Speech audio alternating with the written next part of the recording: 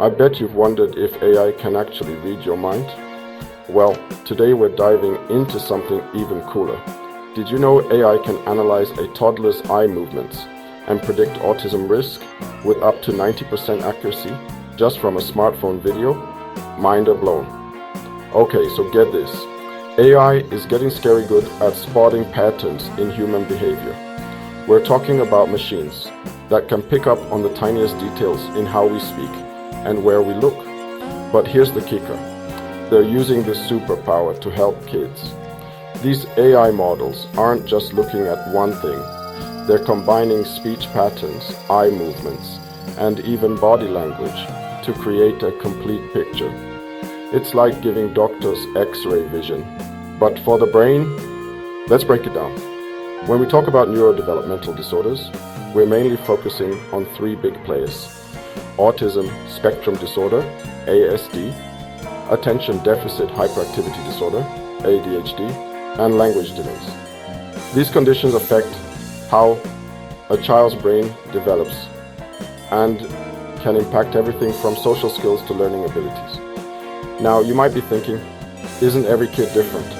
How can AI spot these things? And you're right to ask. The key is that while every child is unique, there are certain patterns in behavior, speech, and eye movements that can be early indicators. Here's where things get really exciting. Our brains are like super moldable Play-Doh when we're young.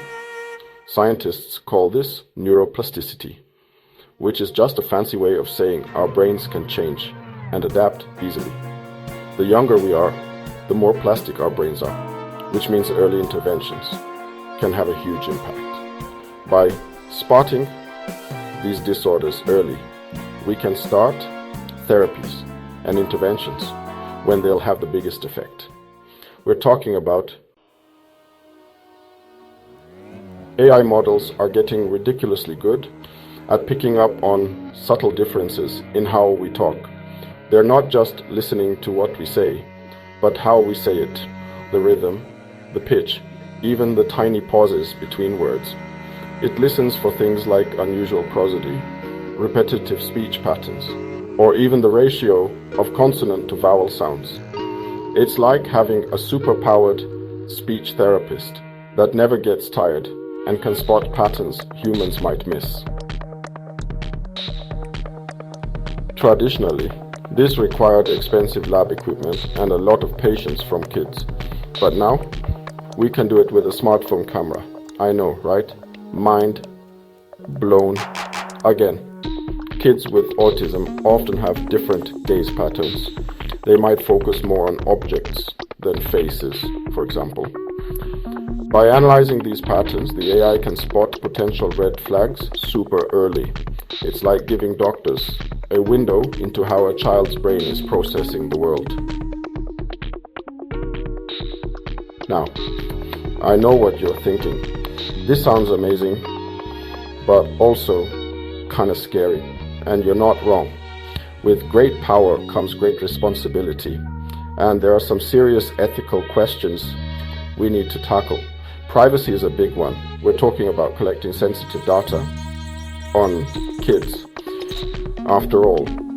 And then there's the issue of consent. Another huge concern is the risk of false positives or negatives. Imagine being told your child might have autism when they don't, or missing signs in a child who does need help. That's why it's crucial to remember that these AI tools are meant to assist screening, not replace human doctors and therapists. They're like a really smart first step, not the final word. These AI tools have the potential to be game changers in areas with limited access to specialists. Imagine a rural clinic in a developing country being able to screen hundreds of kids quickly and accurately. And the future? It's all about combining different types of data. We're talking speech, eye tracking, movement patterns, maybe even brain scans, all analyzed together to give a complete picture. It's like creating a superhuman child development expert that never gets tired and can spot the tiniest details.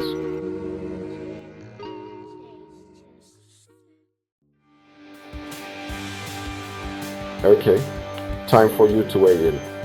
Would you trust an app to screen your child for early signs of autism? Hit that poll button now. And don't forget to drop a comment telling us what excites or worries you about AI in child mental health screening. Your thoughts could help shape the future of this technology. So, where do we go from here? Well, I'm already brainstorming our next deep dive. Maybe we'll explore the nitty-gritty of how these AI models work, or share some real-world stories from families and researchers using this tech. What would you like to see? Let me know in the comments. Before we wrap up, let's bust a crucial myth. These AI tools don't diagnose disorders. They assist in screening. They're like super smart helpers for doctors and parents, not replacements for professional evaluation. If you're concerned about your child's development, always consult with healthcare professionals. And remember, whether you're a parent, educator, or just a curious science enthusiast, you're part of this exciting journey into the future of child development. Stay curious, stay informed, and I'll see you in the next mind-blowing episode.